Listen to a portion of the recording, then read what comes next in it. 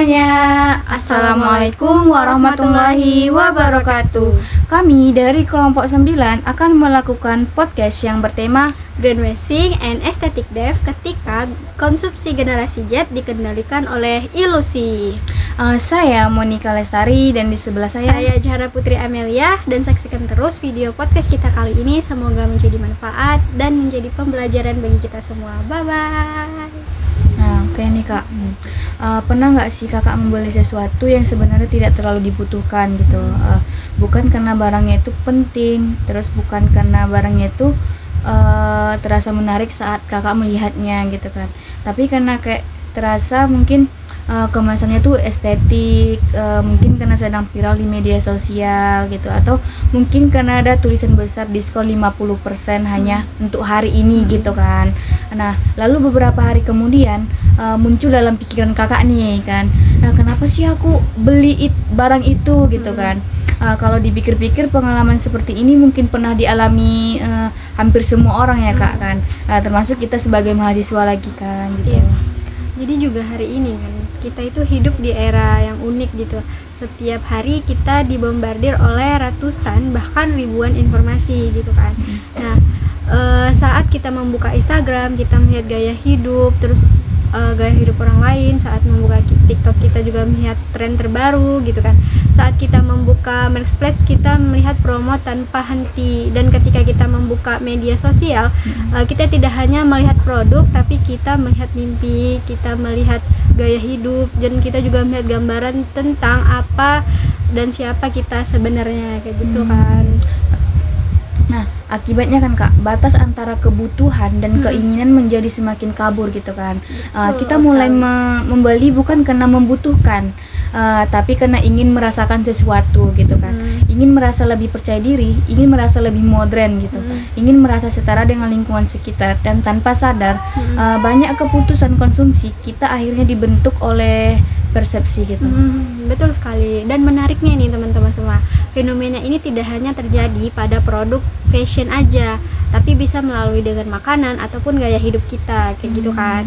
Nah, jadi fenomena yang sama juga terjadi pada isu lingkungan yang hari ini semakin banyak perusahaan yang menggunakan label seperti green product, natural product, terus environmentally friendly gitu kan, maupun 100% eco-friendly dan berbagai istilah lainnya. Ketika kita melihat label-label tersebut, banyak konsumen yang langsung berasumsi bahwa produk tersebut pasti lebih baik dibandingkan lingkungan, padahal belum tentu demikian kan.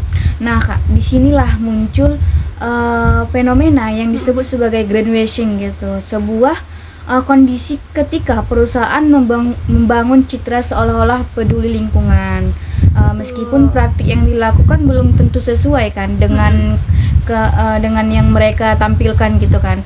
Dengan kata lain, yang dijual bukan hanya produk, tetapi juga persepsi gitu. Ya betul. Dan juga ya teman-teman semua, di sisi lain ini ada juga fenomena lain yang tidak kalah menarik gitu ya, dimana fenomenanya ini yang justru sangat dekat dengan kehidupan mahasiswa, dan yaitu ketika kita seseorang yang membeli sesuatu bukan karena kebutuhan utamanya, tetapi melainkan karena dorongan untuk terlihat lebih estetik, lebih menarik, atau lebih sesuai dengan standar sosial yang berkembang di media digital gitu kan. Nah, fenomena inilah yang kita sebut dengan istilah aesthetic debt kayak gitu. Kalau greenwashing menjual ilusi tentang produk yang terlihat lebih hijau daripada kenyataannya, maka aesthetic debt itu menjual ilusi bahwa kebahagiaan gitu, penerima sosial dan citra diri bisa diperboleh melalui konsumsi gitu. Satu menjual ilusi kepada konsumen, yang satu lagi membuat konsumen mengejar ilusi tersebut gitu kan. Betul banget. Dan juga mungkin pertanyaan yang paling penting yang perlu kita renungkan ini hari ini gitu ya, adalah apakah kita benar-benar membeli karena kebutuhan, atau apakah keputusan yang kita selama ini lebih banyak dipengaruhi oleh berbagai ilusi yang dibangun oleh pemasaran media sosial dan lingkungan sekitar kita kayak gitu. Iya Kak.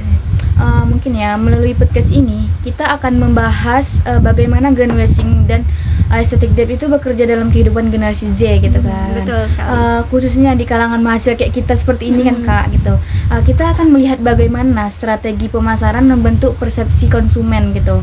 Bagaimana media sosial mengaruhi keputusan pembelian, serta bagaimana fenomena ini dapat dipahami melalui perspektif perilaku konsumen atau SDG 12 dan etika konsumsi Islam gitu. Nah, karena pada akhirnya yang sedang kita bahas bukan hanya tentang produk yang kita beli, tapi tentang bagaimana keputusan tersebut terbentuk gitu. Oke, kami akan mengajak teman-teman melihat bagaimana psikologi konsumen, media sosial, pay letter, hingga etika konsumsi hingga etika konsumsi Islam saling berkaitan dalam membentuk perilaku konsumsi mahasiswa saat ini. Saksikan terus podcast kita hari ini, guys. Oke Kak Jara, kita mulai ya podcast hari ini. Nah, kalau kita bicara soal konsumsi hari ini, sebenarnya kita hidup di zaman yang cukup unik nih. Karena sekarang kita bukan lagi sekedar orang yang beli karena butuh, tapi lebih ke arah orang yang beli karena ingin merasa cocok dengan lingkungan sosialnya. Nah, coba kita refleksi sedikit nih. Pernah nggak kita beli makanan bukan karena lapar gitu kan? Tapi karena kita lihat teman upload story, atau pernah nggak kakak nih pakai pay letter bukan karena butuh, tapi karena takut ketinggalan promo, diskon harian gitu kan. Kalau iya, berarti kita sebenarnya sedang ada di dalam sistem yang lebih besar dari sekedar keputusan pribadi gitu kan. Dan disinilah dua konsep hari ini kita mulai lebih relevan gitu ya. Yang pertama itu ada greenwashing dan yang kedua ada aesthetic debt. Baik. Nah, mungkin ya Kak, misalnya kayak kalau kita tarik nih ke konteks yang lebih dekat nih ya. Misalnya kayak di Kota Medan, kita kan belakangan ini bisa lihat banyak banget perubahan gaya konsumsi ya kan. Nah, misalnya itu kayak semakin banyak kafe yang memakai label eco-friendly gitu. Maka munculnya produk organik lokal, lalu kampanye tanpa kantong plastik, sampai UMKM pun yang mulai berlindung di branding dirinya lebih hijau gitu kan. Nah, jadi sekilas ini untuk terlihat seperti perkembangan positif, maka kalau kita lihat lebih dalam ada pertanyaan yang cukup kritis nih Kak. Nah, apakah semua ini benar-benar perubahan kesadaran lingkungan gitu ya? Nah, atau hanya perubahan cara menjual produk aja kayak gitu Kak. Oh, berarti misalnya kita kayak ngambil contoh sederhana aja nih ya Kak. Kayak ada sebuah kafe yang bilang kami ramah lingkungan, kami pakai bahan alami, kami peduli bumi gitu kan. Tapi di saat yang sama packingan itu masih plastik campur, terus supply can itu tidak transparan dan tidak ada bukti pengurangan emisi atau limbah gitu kan. Nah, ini yang dalam literatur tersebut sebagai greenwashing. Jadi bukan benar-benar hijau, tapi terlihat hijau gitu. Nah, benar sih sebenarnya Kak. Misalnya kayak kalau kita pakai nih perspektif consumer behavior nih ya. Sebenarnya ini fenomena ini sangat berkaitan dengan cara otak manusia Kak. Nah, jadi kalau kita memproses informasi, banyak konsumen itu tidak selalu rasional Kak. Kita sering menganggap kita ini memilih sesuatu karena logika, padahal kan sepertinya karena visual, lalu emosi, terus ada pengaruh sosial yang dimana disinilah kita pentingnya SDG 12, yaitu konsumsi dan produksi yang bertanggung jawab. Karena SDG 12 ini bisa ingin mendorong kita bukan hanya untuk produksi yang berkelanjutan, tapi untuk juga perilakunya konsumsi gitu Kak, atau konsumennya gitu. Tapi menariknya kalau kita bicara soal mahasiswa nih ya, masalahnya bukan hanya di greenwashing aja gitu, tapi ada fenomena lain yang mungkin lebih dekat dengan kehidupan sehari-hari kita nih, yaitu kenapa kita gampang banget terpengaruh oleh gaya hidup estetik. Nah, kenapa kita merasa peduli sesuatu hanya karena terlihat bagus di Instagram? Kenapa kita merasa ketinggalan kalau tidak ikut tren gitu kan? Nah Kak, jadi kita lanjut nih ya, kayak aesthetic debt itu sebenarnya secara sederhana nih tapi dampaknya itu bisa menjadi besar gitu kan Kak. Nah jadi ini adalah kondisi ketika seseorang membeli sesuatu bukan karena kebutuhan utamanya, tapi karena dorongan untuk terlihat layak secara sosial gitu Kak. Jadi contohnya nih kayak di kehidupan mahasiswa nih, ada seorang mahasiswa di Medan misalnya melihat temannya ini upload kayak minuman kopi di cafe yang premium gitu, lalu temannya ini memakai outfit branded dan semuanya itu terlihat estetik gitu kan Kak. Jadi lalu lah muncul di pikiran kecilnya seperti kayak aku harus kayak gitu bisa nggak sih gitu kan Kak. Lalu akhirnya tanpa sadar dia membuka aplikasi e-commerce, lalu dia melihat promo pay letter nih muncul di diskon 50%, lalu dia klik buy nanti, lalu selesai gitu. Nah, dan yang menariknya itu kayak keputusan itu bukan lagi keputusan karena kebutuhan ya, berarti kan Betul Kak, jadi itu sebenarnya ya sudah masuk ke ranah emosi dan identitas sosial gitu Kak. Jadi karena yang dibeli bukan cuman produk, tapi juga cara kita ingin melihat oleh orang lain secara lebih gitu Kak. Kalau kita tarik garis besar nih, sebenarnya dua hal ini mirip. Greenwashing itu membantu sesuatu terlihat ramah lingkungan. Nah, terus aesthetic debt itu membuat seseorang merasa harus terlihat gitu. Dua-duanya punya kesamaan nih Kak. Sama-sama bermain di persepsi bukan realitas gitu. Ya, betul banget Kak. Jadi kalau misalnya nih kita gunakan teori sikap atau ABC model nih ya Kak ya, manusia juga punya 3 lapisan. Yang pertama itu ada kognitif, apa yang kita tahu, lalu ada afektif, apa yang kita rasakan, dan ketiga ada behavior, apa yang kita lakukan. Jadi masalahnya ini di mahasiswa adalah ketika ketiga hal ini sering tidak sinkron, maka kita tahu sesuatu itu boros tapi tetap kita lakukan gitu kan Kak. Jadi kita tahu play letter itu berisiko tapi tetap pakai, kita tahu konsumsi berlebihan itu tidak sehat tapi tetap aja kita merasa ini self reward gitu kan Kak. Nah, dan disinilah peran iklan mulai masuk nih Kak. Karena sekarang kita hidup di era digital marketing yang sangat canggih gitu. Nah, jadi kan Kak, kalau misalnya nih di dalam teori ILM atau bisa disebut dengan elaboration like layout model, ada 2 cara nih Kak. Orang yang bisa dipengaruhi. Yang pertama itu jalur logika atau center route. Nah, yang kedua ada jalur cepat seperti kita sebut dengan preferential route. Dimana kalau kita jujur, sebagian besar iklan yang kita lihat ini hari ini tuh masuk ke prefer route. Contohnya kayak diskon besar, code down hanya hari ini gitu kan Kak. Bisa itu influencer lifestyle ataupun visual estetik gitu Kak. Dan itu sebenarnya cukup berbahaya ya. Iya betul Kak, itu berbahaya banget. Kenapa? Karena otak kita ini tidak diberi ruang untuk berpikir panjang, tetapi semuanya dibuat cepat gitu, seperti impulsif dan emosional kayak gitu Kak. Kalau kita lihat sampai titik ini nih kan, ternyata konsumsi itu bukan sekadar aktivitas ekonomi, tapi sudah masuk ke 3 tahap tuh.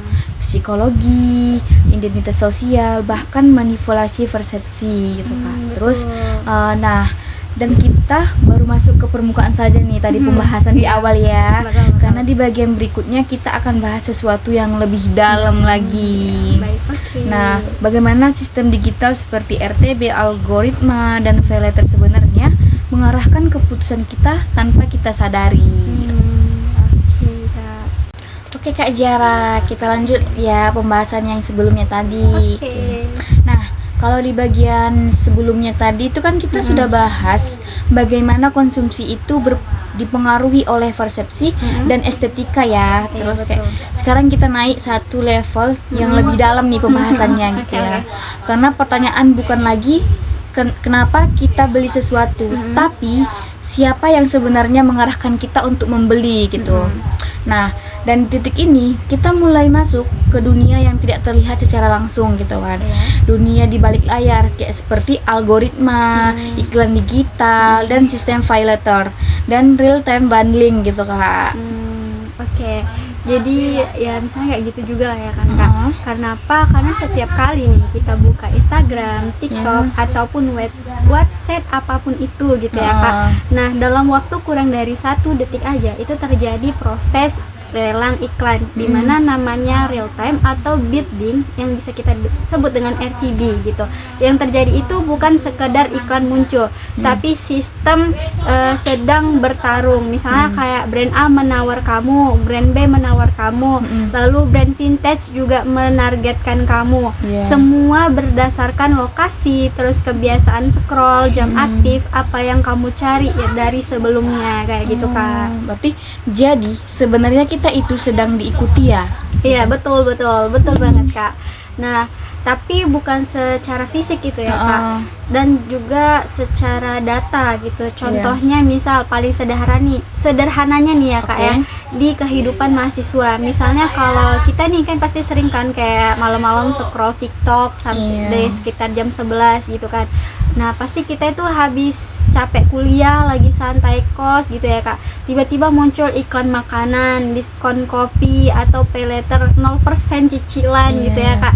Nah, dan disinilah bukan kebetulan atau sistem yang membaca kamu sedang lelah, kamu sedang lemah secara keputusan kayak gitu Kak. Berarti tapi kenapa iklan itu terasa pas banget di momen kita gitu Kak? Di ini kita ya. Iya. Karena ada konsep need arousal gitu ya Kak. Nah, kebutuhan itu sebenarnya tidak selalu muncul dari diri kita.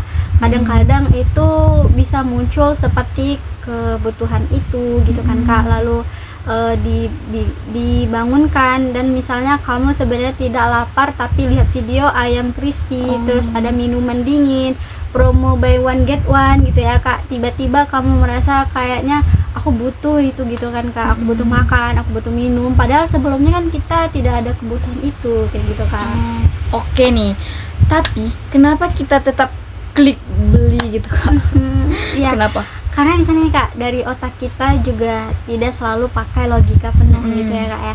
Nah, mahasiswa sering pakai heuristik ya, atau cara cepat mengambil keputusan. Salah satunya nih heuristik leksikografis. Artinya begini Kak, kita tidak membandingkan semua aspek, tapi kita hanya fokus ke satu hal yang paling itu penting gitu kan Kak. Contoh realnya kayak mahasiswa lihat pay later diskon 50% langsung dianggap bagus tanpa mikir bunganya, dendanya, terus total cicilannya, terus apakah kita mampu buat bayarnya gitu kan Kak. Iya. Jadi nih kita hanya lihat satu sisi aja berarti ya Kak. Ya, betul banget Kak.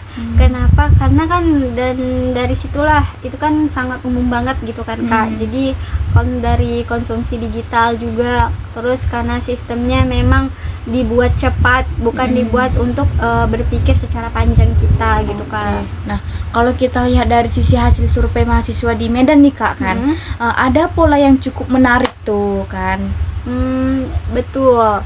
Kenapa? Karena misalnya nih ya Kak ya, banyak mahasiswa yang sekedar tabzir itu dilarang, tapi tetap melakukan konsumsi impulsif. Padahal kan ada juga yang merasa cemas setelah pay later menumpuk, tapi tetap menggunakannya lagi gitu ya Kak. Ini tuh menunjukkan sesuatu yang penting, namun pengetahuannya tidak selalu mengubah perilaku kayak gitu Kak. Berarti itu kan kayak menarik ya Kak, kenapa orang bisa tahu sesuai itu salah tapi tetap dilakukan gitu. Iya. Nah, mungkin dari sinilah ya Kak, konsep disonansi itu seperti disonansi kognitif itu bekerja. Ini adalah kondisi ketika pikiran kita bertentangan dengan tindakan kita sendiri gitu. Contohnya paling nyata nih di mahasiswa, aku harus hemat tapi aku baru check out gitu kan. Aku baru check out pay later gitu. Setelah ini muncul rasa kayak bersalah, terus cemas, tapi juga pembenarannya itu ada gitu kan Kak. Biasanya kita kan membenarkan diri dengan apa gitu Kak? Biasanya tuh kayak gini Kak, seperti ini self reward, terus cuman sekali aja gitu ya Kak. terus teman juga pakai, terus dikonnya sayang kalau dilewatkan gitu ya kan Kak. Dan ini bukan sekedar alasan gitu, tapi ini adalah otak kita untuk menenangkan konflik psikologis gitu Kak. Nah, tapi kenapa setelah beli kita malah upload Kak? Nah, itu karena ada kebutuhan validasinya Kak gitu.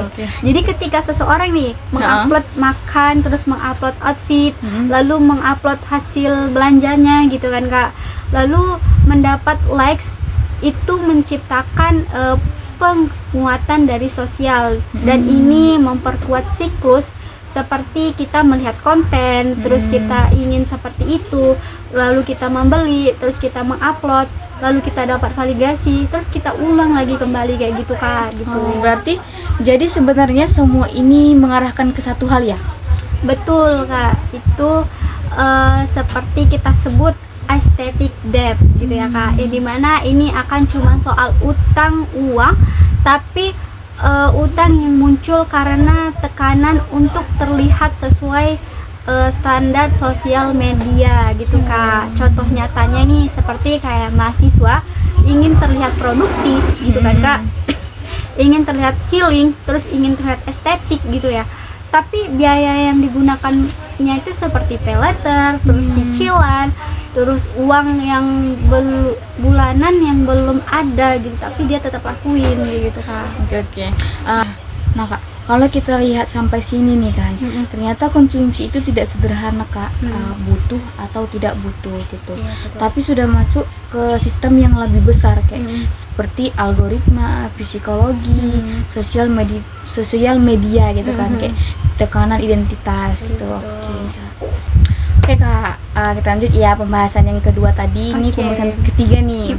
Nah, kalau di bagian sebelumnya kita sudah lihat bagaimana algoritma, iklan dan psikologi itu bekerja di balik keputusan kita. Sekarang kita perlu naik satu level lagi nih Kak pembahasannya. Nah, karena pertanyaannya bukan cuman kenapa kita konsumtif gitu Kak, tapi apakah pola konsumsi ini sebenarnya masih sesuai dengan nilai etika dan keberlanjutan gitu kan.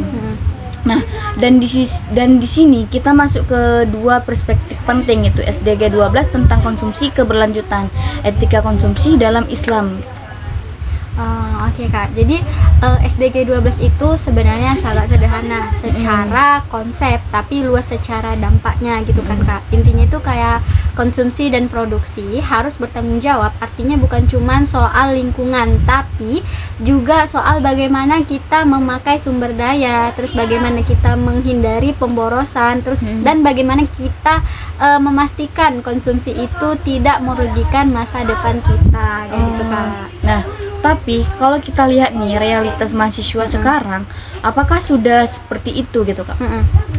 Oke Kak. Jadi sebenarnya itu belum tentu ya Kak, belum tentu sesuai dengan realitas kita. Tetapi kenapa? Karena dari hasil riset yang sudah kita bahas sebelumnya nih, dari UTS yang sebelumnya, banyak mahasiswa sadar soal tabdzir tapi tetap melakukan konsumsi impulsif gitu Kak. Bahkan menggunakan pay letter untuk hal yang tidak prioritas gitu kan. Nah, ini malah menunjukkan adanya gap atau besar antara kesadaran dan tindakan kayak gitu Kak. Nah, sekarang kita masuk ke perspektif lain juga nih Kak, kan, yang sangat penting gitu. Dalam Islam, konsumsi itu bukan hal netral, ada etika di dalamnya gitu. Betul banget Kak. Nah, jadi ada dua konsep utamanya nih ya kan Kak. Yang pertama ada tabdzir, yaitu pemborosan. Yang kedua ada israf, yang yaitu secara berlebihan. Kenapa? Karena, dan menariknya nih, dalam konteks mahasiswa modern nih, tabdzir itu tidak selalu berarti membuang makanan gitu ya Kak, tetapi bisa juga berarti membeli barang yang tidak diperlukan, terus memakai pay letter tanpa kemampuan bayar, konsumsi hanya demi gengsi aja gitu Kak. Oke Kak. Nah, jadi bukan soal besar atau kecilnya pengeluaran ya Kak, berarti? Bukan Kak, tapi soal apakah konsumsi itu punya nilai manfaat atau hanya mengikuti dorongan sesaat aja kayak gitu Kak. Oh, berarti kalau kita tarik ke kehidupan mahasiswa di Medan ini, kita bisa lihat pola yang cukup jelas dong.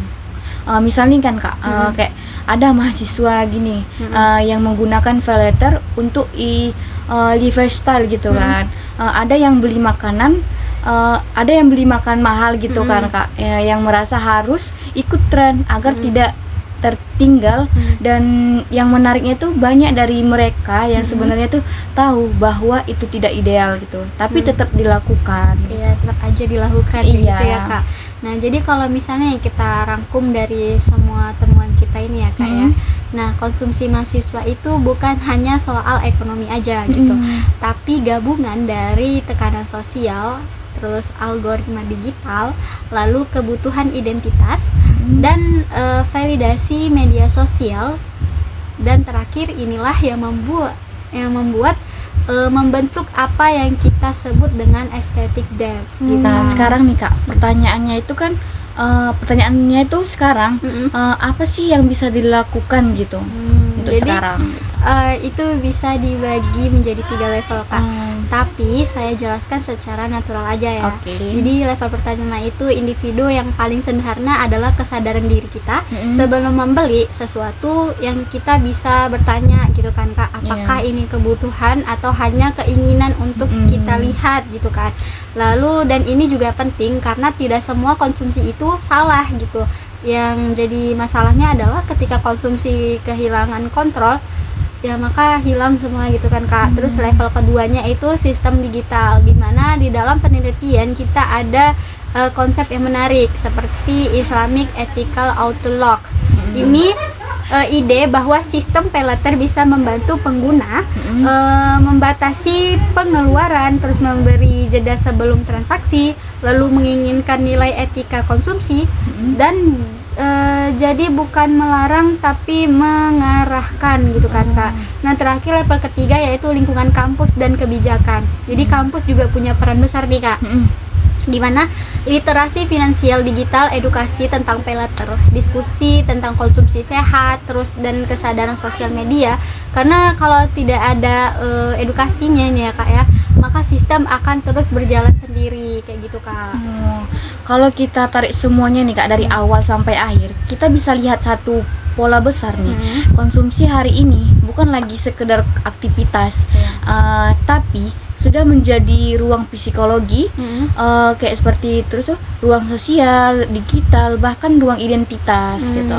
Iya Kak, itu betul juga kan Kak. Kenapa? Karena dari data tantangan terbesar generasi sekarang itu bukan kurang informasi Kak, tapi kurangnya karena terlalu banyak informasi yang tidak disaring gitu, jadi kayak kurang aja gitu kan Kak. Nah, jadi pada akhirnya kita tidak sedang hanya membahas greenwashing nih Kak atau paylater nih, tapi sedang membahas bagaimana sih manusia modern mengambil keputusan di dunia yang penuh manipulasi visual dan algoritma ini itu Kak kan. Dan mungkin pertanyaannya paling penting bukan apa yang kita beli, tapi kenapa kita merasa perlu membelinya gitu. Iya Kak, itu juga betul ya Kak. Kenapa? Karena kalau kita sadar akan hal itu ya Kak ya, pasti kita sudah selangkah lebih dekat menjadi konsumen yang lebih bertanggung jawab kayak gitu Kak. Nah, pada akhirnya nih Kak, dari seluruh pembahasan yang sudah kita diskusikan hari ini tadi ya, kita bisa lihat nih bahwa konsumsi di era digital itu tidak lagi sederhana persoalan butuh atau tidak butuhnya gitu ya Kak. Tapi kita hidup di masa ketika keputusan membeli bisa dipengaruhi oleh algoritma, oleh visual media sosial, oleh tekanan sosial, bahkan oleh sistem pembiayaan yang membuat segala sesuatu terasa mudah dan tanpa batas gitu Kak. Namun di balik kemudahan itu ada juga konsekuensi yang sering tidak kita sadari nih.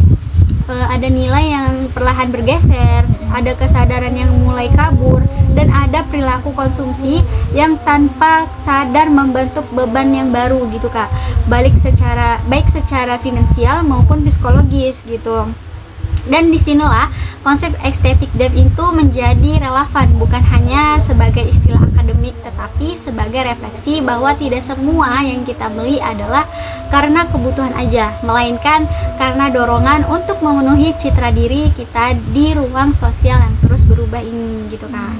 Nah, jika kita tarik lebih jauh nih Kak, maka ini bukan hanya persoalan individu, tapi juga sistem gitu, sistem digital, sistem pemasaran dan ekosistem sosial, kayak seperti media sosial yang secara halus membentuk cara kita melihat kebutuhan. Karena itu literasi konsumsi tidak lagi cukup hanya memahami harga dan manfaat, gitu, tetapi juga harus memahami bagaimana keputusan itu terbentuk. Iya, Gitu, Kak. betul Dan sekali. mungkin pertanyaan terpenting yang bisa kita bawa pulang nih Kak dari diskusi ini, Iya. bukan sekedar apa yang kita beli hari ini, tetapi apakah kita masih benar-benar menjadi pihak yang mengendalikan keputusan itu gitu. Ya. Oke, itu ya Kak yang bisa dapat kita simpulkan dari pembahasan awal yang awal sampai tadi ya, akhir Kak. ya. Betul. Saya mungkin Kakak udah paham sedikit Paham, gitu iya. ya. Oke, terima kasih sudah mendengarkan podcast ini sampai akhir. ya. Semoga diskusi ini tidak hanya menjadi tugas akademik, tetapi juga menjadi ruang refleksi bagi kita semua sebagai Betul. konsumen muda di era digital. Sampai jumpa di episode berikutnya dan tetap bijak dalam setiap Betul keputusan sekali. konsumsi itu. Terima kasih semuanya. Terima kasih. Bye bye.